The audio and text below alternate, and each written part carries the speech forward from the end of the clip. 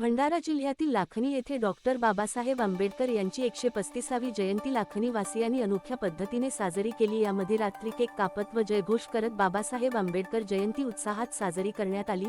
यावेळी बहुसंख्येने बौद्ध अनुयायी उपस्थित होते।